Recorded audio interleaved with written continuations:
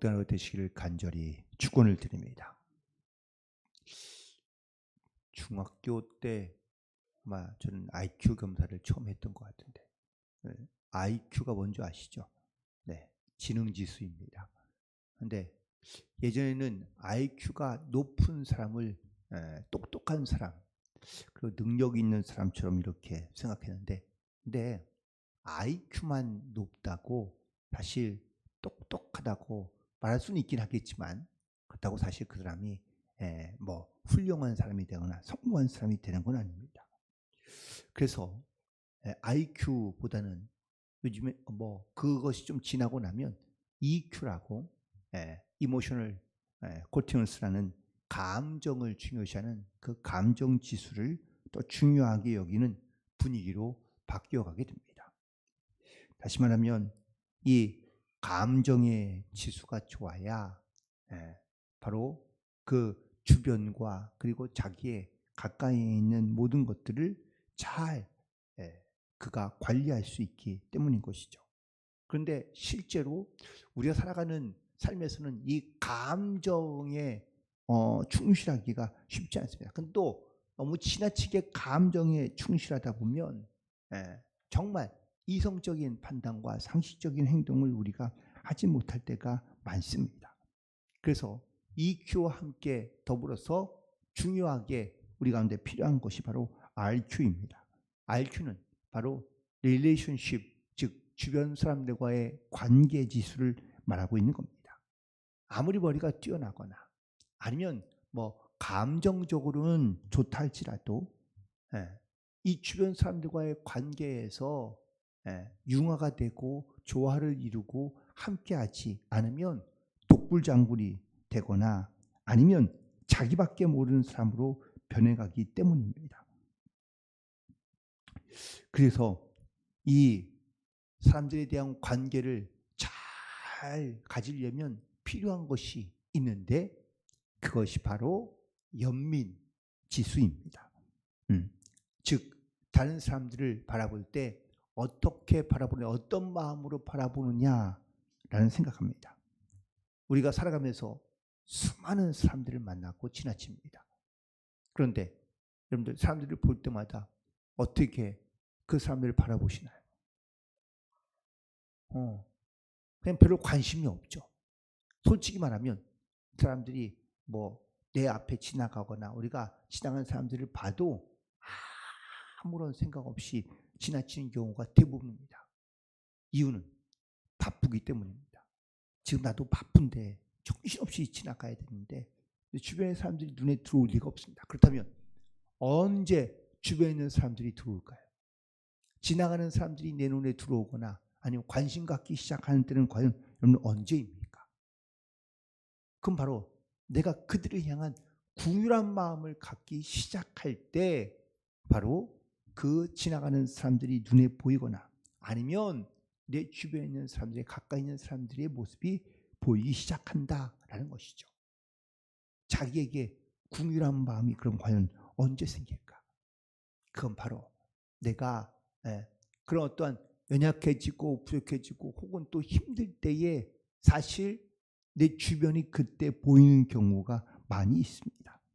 또 그 반대의 경우도 있을 수 있습니다. 내가 어렵고 힘든데 다른 사람이 눈에 들어올까요? 그렇지 않을 수도 있습니다. 정말 우리에게 좀 필요한 마음이 있다면 어제도 주님께서 탄식하는 마음으로 보셨다라고 말하는데 주님께서 보여주신 마음 가운데 이렇듯 불쌍히 여기는 마음 또한 그런 사람들을 향하여 이 불쌍히 보이는 그런 마음들이 우리 가운데 필요하다 혹은 있어야 된다라는 것을 말씀하고 있습니다. 심지어 우리가 교회를 다니거나 아니면 신앙생활을 하고 있음에도 불구하고 사실 이 영혼에 대한 마음을 갖기가 쉽지 않습니다. 요즘 세상의 특징 혹은 요즘 세상에 가장 많이 사용하고 있는 단어가 나입니다. 그래서 모든 것들이 다 내 중심으로 돌아가고 있는 겁니다. 내 인생, 내 가족, 내 아이, 내 성공, 내 돈, 내 집 등등 우리는 모든 사물에 대하여 자기를 중심으로 생각하고 그리고 내가 중심이 되어 살아가는 경우가 대부분입니다. 그러다 보니 다른 사람은 잘 보이지 않는 겁니다. 보일 수가 없는 겁니다. 쉽게 말하면 우리가 영적으로 보면 사람이 맛을 느끼는 그 중요한 감각이 있는데 이 맛을 잃어버리면 맛의 감각을 잃어버리면 그 사람은 이제 그 만미자를 써서 미맹이라고 합니다. 그런데 이 미맹이라는 사람은 자기가 맛을 모르니 이 음식에 대한 즐거움을 갖지 못하는 것이죠. 우리가 마치 세상을 살아가는데 그 맛을 모르며 살아가는 경우가 참 많습니다. 우리가 말씀을 많이 들어도 그 맛을 모르는 경우가 얼마나 많습니까? 신앙생활을 오래 해도 이 말씀의 맛을 모르면 그러면 맛을 잃어버린 채 살아가는 것이죠. 아무리 말씀을 보아도 들어도 이 말씀이 내게 맛으로 느껴지지 않으니 어떤 사람은 그 말씀이 마치 꿀송이보다 달달하고 이렇게 시편에서 표현하고 있는데 내가 언제 하나님의 말씀을 이렇게 맛있게 느껴지고 또한 맛있게 내가 그 말씀을 먹을 수 있는지 그 말씀에 대한 사모하는 마음 또한 이 말씀이 나에게 주시는 이런 어떤 영적인 간절한 하나님의 사모하는 마음을 사랑하는 마음을 우리가 느껴야 혹은 갖고 있어야 우리가 이 말씀을 들어도 깨닫게 되기도 하고 이 말씀이 얼마나 우리가 단지를 우리가 느낄 수 있는데 그 말씀의 맛을 모르며 살아가고 있는 경우가 많은 겁니다. 오늘 본문에 우리가 잘 알고 있는 칠병이어의 사건이 등장합니다. 그런데 사실 이전에도 오병이어의 사건이 있었죠. 오늘 본문에 있는 말씀 1절을 보시기 바랍니다. 그 무렵에 또 라고 시작하고 있습니다. 큰 무리가 있는데 먹을 것이 없습니다. 예수님께서 오늘 이 사건에 대하여 어떻게 사람들을 향하여 바라보고 계시는지를 우리 가운데 보여주고 있는 사건인데요. 6장에 보면 오병이어의 사건이 등장합니다. 그런데 그 사건의 시작도 뭐였죠? 예수님이 표적을 나타내고 기적을 보여주기 위하여 오병이어의 사건을 나타내신 게 아닙니다. 그때에도 많은 사람들이 모여 있는데 그런데 그들이 먹을 것이 없어 굶고 있는 것을 보실 때 예수님의 마음 가운데 궁휼한 마음, 그들을 사랑하는 마음을 갖고 계셨기 때문에 그들의 모습이 보인 것이죠. 수많은 사람들이 또 큰 무리가 예수님께 모여들었습니다. 예수님께 모여든 이유가 뭐죠?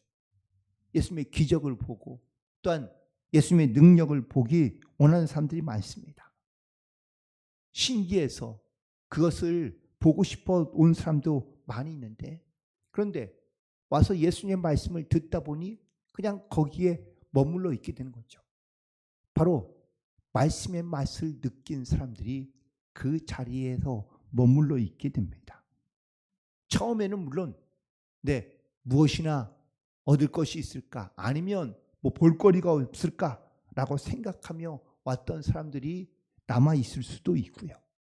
또 어떤 사람들은 문제를 가져오고 정말 예수님 앞에 사모하는 마음을 가지고 나아올 수도 있습니다. 결국 이처럼 우리의 인생에서 정말 우리가 하나님을 바라보며 주님 앞에 나아가는데 내가 주님 앞에 어떠한 모습으로 나아왔든 주님께서 주시는 그 말씀 안에 하나님의 은혜를 깨닫고 또한 그 말씀의 능력이 무엇인지를 깨닫고 그리고 그 말씀을 붙잡고 담대히 살아갈 수 있는 저와 여러분 되기를 간절히 소망합니다. 주님께서 마귀에게 시험을 받을 때 주님께서 그 시험을 어떻게 이기셨는지 여러분들 다 기억하실 겁니다. 사람이 떡으로만 살 것이 아니라 하나님의 말씀으로 살아야 된다고 말씀하신 것. 그 시험을 이긴 하나님의 말씀을 바로 우리가 기억하고 있는데, 오늘도 우리가 주님께 나아오는데 어떤 문제를 가져왔든 그건 중요하지 않습니다. 주님께서 나에게 주시는 말씀, 그 말씀을 붙잡고 그 말씀의 맛을 느끼고 그 말씀의 능력을 가지고 담대히 살아가는 성도들 되기를 주님의 이름으로 간절히 축원을 드립니다. 결국 주님께서 이 큰 무리가 있을 때 예수님께서 제자들을 불러 하신 첫 말씀이 뭡니까? 오늘 2절에 있는 말씀인데, 내가 무리를 불쌍히 여긴다고 말씀하고 있습니다. 이미 자기와 함께 있은 지 4일이나 지났는데 먹을 것이 없는 것을 예수님께서 보신 거죠. 그런데 모든 예수님의 기적이든 어떤 사건의 능력이든 예수님께서 말씀을 전하실 때도 마찬가지입니다. 예수님께서 어떠한 마음으로 기적을 행하시고 어떠한 마음으로 주님께서 말씀을 하시는지를 우리가 생각해 본다면 바로 이 마음이 첫 번째입니다. 그건 바로 불쌍히 여겼다라는 말씀입니다. 앞서 우리가 제가 말씀드린 대로 우리가 살아가면서 수많은 사람을 만나고 봅니다. 뭐 오늘도 여러분들 이제 하루를 시작하면서 밖에 나갈 때 여러분들 수많은 사람들을 보게 됩니다. 만나게 될 겁니다. 그런데 대부분 우리가 지나가는 사람, 만나는 사람들 대부분 우리는 다 그냥 아무 그냥 마음에 어떠한 생각도 없이 그냥 스쳐 지나는 경우가 대부분일 겁니다. 그런데 이유는요, 바로 내 안에 그 영혼에 대한 불쌍한 마음이 없기 때문입니다. 누군가를 지나치면서 참 안 됐다, 불쌍하다, 이 궁일한 마음을 들기 시작하면 그 사람이 과연 어떤 상태일까요?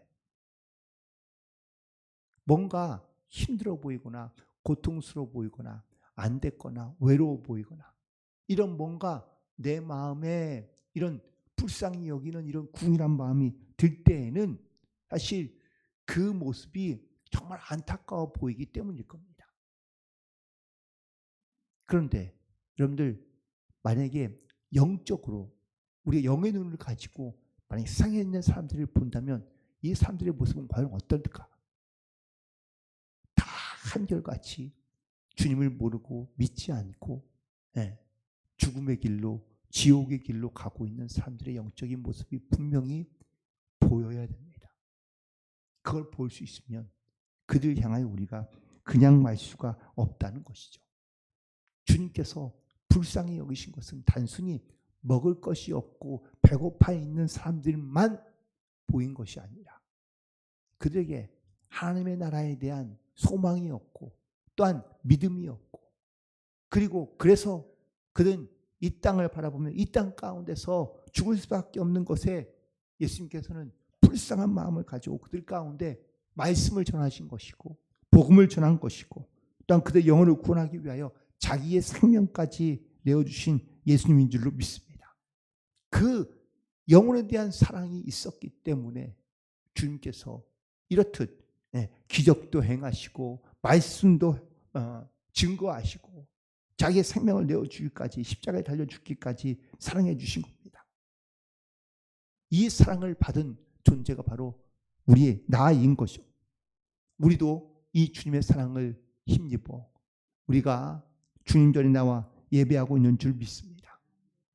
그래서 우리도 이런 영의 눈을 가지고 영혼을 바라보고 세상을 바라볼 수 있는 그런 영의 눈이 열리게 되기를 간절히 소망하며, 그리고 우리가 그런 마음을 가지고 믿음을 가지고 또한 세상 가운데 담대히 나아갈 수 있는 성도들 되기를 간절히 소망합니다. 단순히 관심에서 머물러 있는 것이 아닙니다. 우리가 다른 사람들에게 관심을 가질 때 그 관심을 통하여 그 사람의 모습을 우리가 보고 느낄 때가 많습니다. 그런데 관심에서 끝나는 경우가 상당히 많습니다. 관심을 넘어 정말 그 영혼을 불쌍히 여길 수 있는 그런 마음, 그런 믿음이 우리 가운데 있을 때 우리도 그냥 지나치지 아니하고 그들을 향하여 하나님의 마음을 가지고 나아갈 수 있는 줄로 믿습니다. 그리고 중요한 말씀은 오늘 이 말씀 속에서 주님께서 이 무리에게 필요한, 사람들에게 필요한 것이 무엇인지를 다 아셨다라는 겁니다. 예수님께서 그들을 보실 때 이미 자기와 함께한 지 사흘이 지났으나 먹을 것이 없고요. 심지어 그들을 그냥 돌려보내다가는 중간에 가다가 지쳐 쓰러지거나 아니면 굶어 죽을 것도 주님께서는 아신 것을 보게 됩니다. 그래서 주님께서 제자들에게 물으신 겁니다. 이 사람들에게 먹을 것을 주라고 말씀하신 것, 그리고 그들에게 무엇이 있느냐고 물으십니다. 그래서 주님께서는 제자들이 가져온 떡에 기도하시고 그 떡을 나누어 주게 하시고, 그리고 또 생선을 가져오면 다시 생선에 주님께서 축사하시고 나눠주신 것을 보게 됩니다. 그런데 중요한 것은 바로 제자들의 반응입니다. 4절에 있는 말씀 보시면 제자들이 대답하되 이 광야 어디서 떡을 얻어 이 사람들로 배부르게 할 수 있으리까 묻습니다.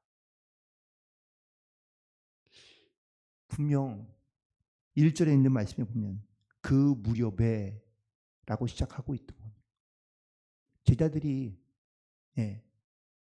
얼마 전에 구체적인 날짜는 알 수 없지만 오병이어의 사건을 경험한 지 얼마 안 된 시기입니다. 그래서 그 무렵이라는 구체적인 단어를 쓰고 있는 것이죠.